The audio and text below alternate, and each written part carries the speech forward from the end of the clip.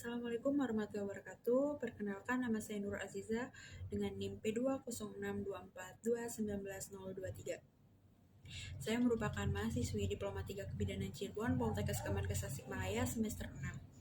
Baik, video ini saya buat untuk memenuhi salah satu tugas mata kuliah Bahasa Indonesia dengan dosen pengampu Ibu DRA Tati Sri Uswati MPD. Baik, berikut videonya. Terima kasih. Baik, bismillahirrahmanirrahim. Assalamualaikum warahmatullahi wabarakatuh. Selamat pagi, salam sejahtera bagi kita semua. Pertama-tama, marilah kita panjatkan puji syukur kehadirat Tuhan Yang Maha Esa yang telah memberikan nikmat sehat kepada kita semua hingga hari ini kita dapat berkumpul kembali dalam kegiatan rutin yakni kelas Ibu Hamil. Sebelum itu, saya ucapkan terima kasih kepada Bapak dan Ibu yang telah hadir dalam kegiatan ini, yang telah menyempatkan waktunya mungkin dari kesibukannya ya Bapak Ibu ya. Terima kasih banyak.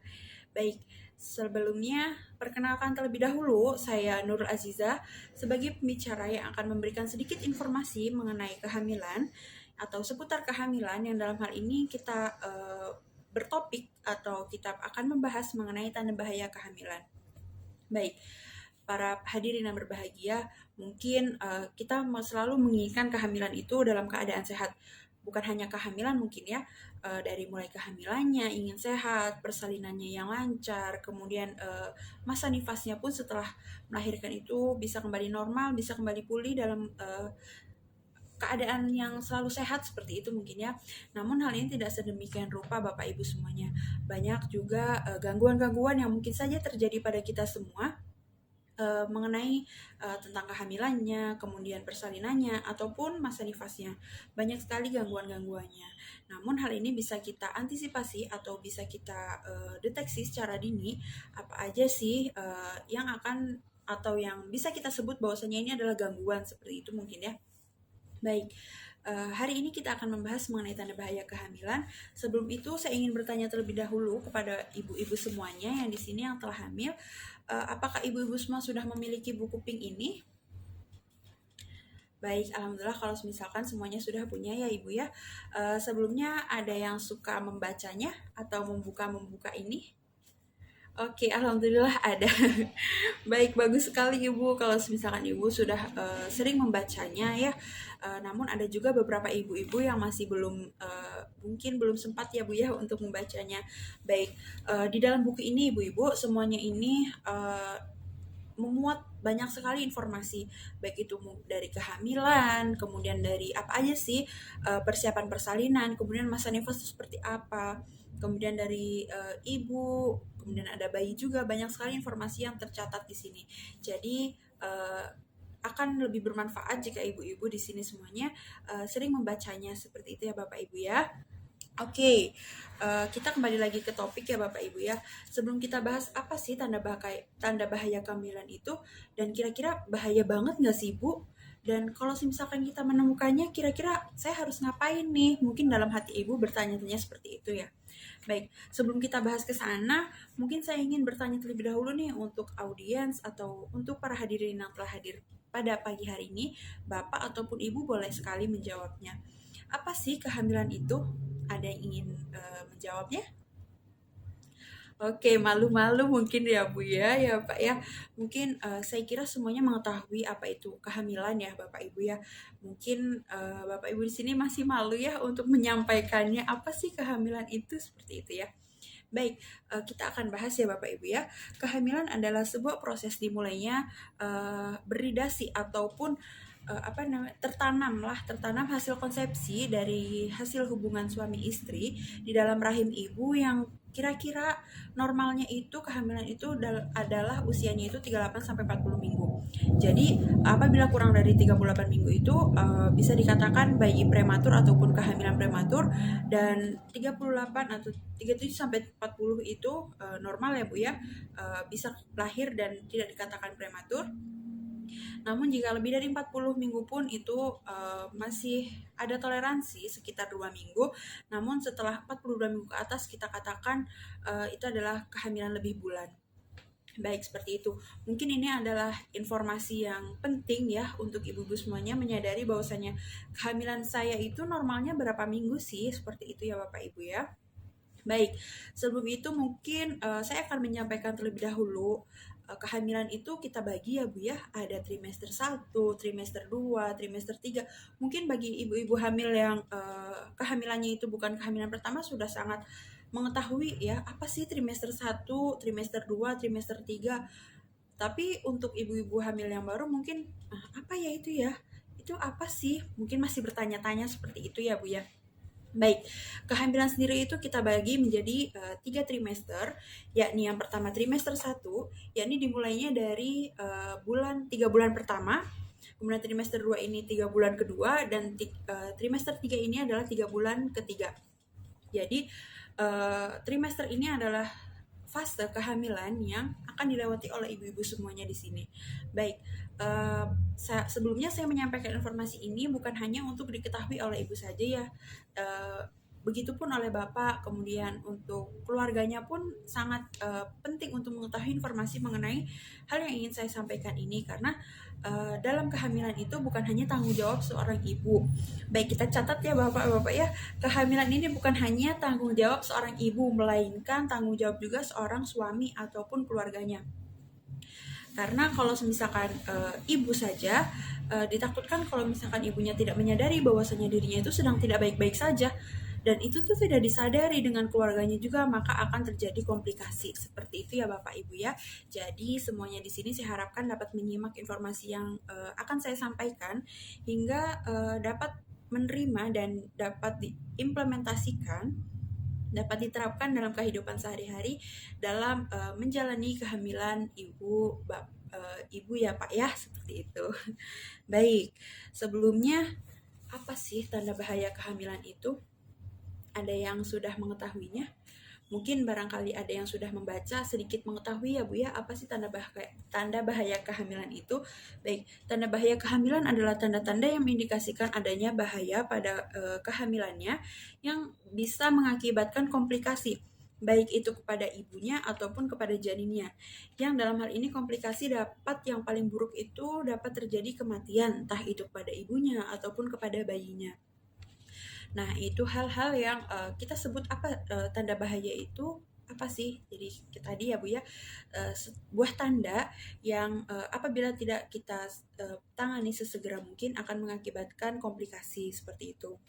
Nah, jadi kita semua itu harus tahu nih apa aja sih tanda bahaya kehamilan itu, sehingga kita dapat mengidentifikasi ataupun mendeteksi secara dini atau menyadari bahwasanya istri saya ini sedang mengalami tanda bahaya kehamilan nih. Kata ibu bidan sesegera mungkin dibawa ke fasilitas kesehatan agar mendapatkan penanganan yang baik gitu. Jadi tidak sampai terjadi komplikasi seperti itu ya Bapak Ibu ya. Oke, kita masuk kepada apa aja sih tanda bahaya kehamilan itu. Jadi di sini untuk bapak-bapak ataupun ibu-ibu barangkali menemukan salah satu ciri dari yang akan saya sampaikan ini, berarti itu adalah tanda bahaya kehamilan. Baik, kita buka bersama ya Bapak Ibu ya. Untuk bukunya kita ada di halaman Baik, ada di halaman 21. Di sini ya Bapak Ibu ya. Nah, di sini. Baik, yang pertama itu adalah muntah terus dan tidak mau makan. Nah, biasanya hal ini tuh sangat normal pada kehamilan muda ataupun pada trimester pertama. Nah, namun hal ini tidak wajar ataupun menjadi tidak wajar apabila mual muntahnya itu berlebihan sehingga mengakibatkan dehidrasi ataupun hingga penurunan kesadaran. Jadi komplikasi yang paling buruk dari mana mual muntah yang terus-menerus ini adalah bisanya penurunan kesadaran, kemudian kekurangan gizi ataupun dehidrasi. Nah, hal ini bisa diantisipasi oleh ibu-ibu semuanya dengan cara memakan makanan dengan porsi sedikit namun sering. Jadi kalau misalnya kita merasa mual muntah tapi berkelanjutan atau terus-menerus sehingga mengakibatkan ibu-ibu semua ini tidak mau makan. Nah, ini tuh jangan dibiarkan Bapak Ibu ya. Kita harus lawan, kita harus tetap makan, baik itu dengan porsi sedikit tapi sering seperti itu. Jadi tidak sampai terjadi komplikasi-komplikasi yang tadi saya sebutkan seperti itu.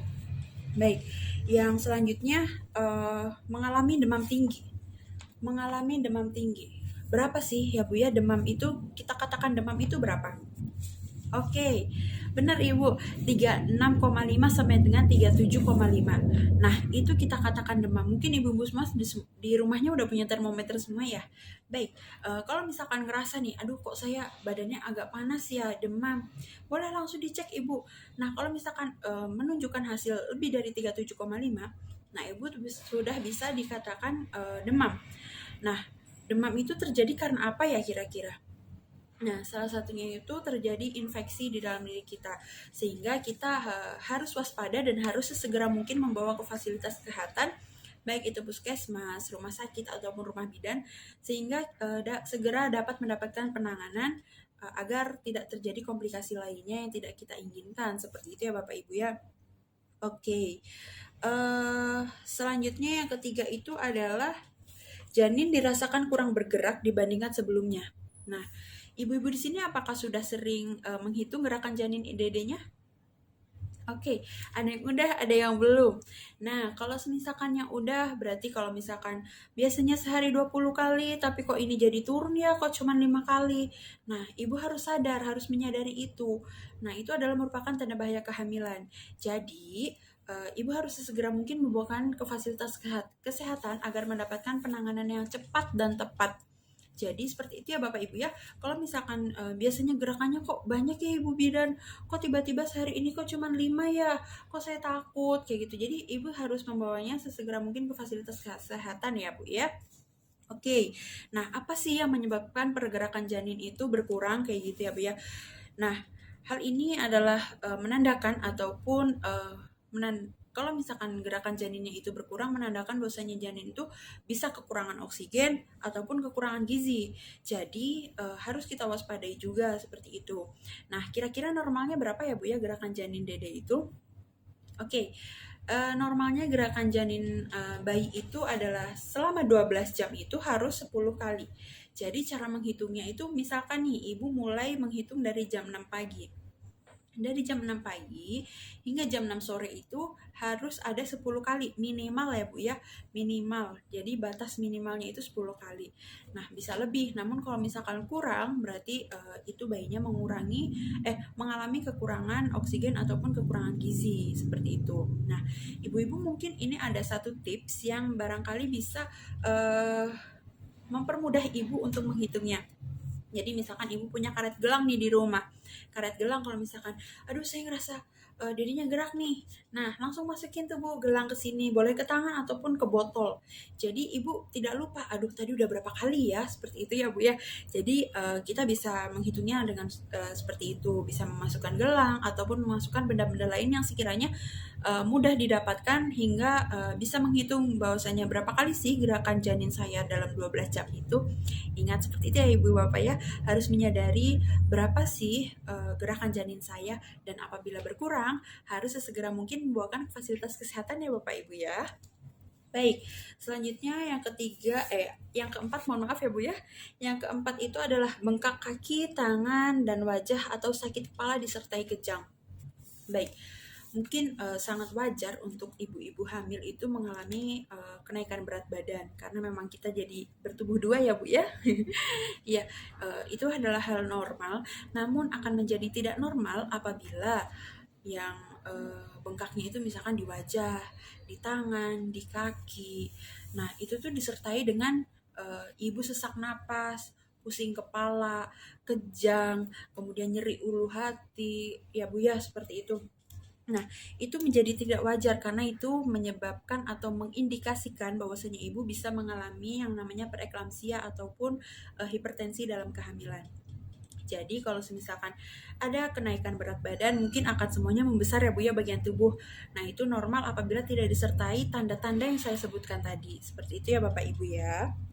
Nah, kemudian kalau misalkan ibu mengalami kenaikan berat badannya berlebihan, mungkin itu bisa dikonsultasikan juga sama bidan ataupun dokter ya Bu ya.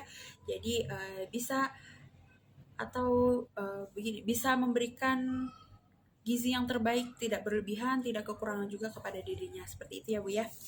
Oke, yang selanjutnya yakni adalah perdarahan pada hamil muda atau hamil tua.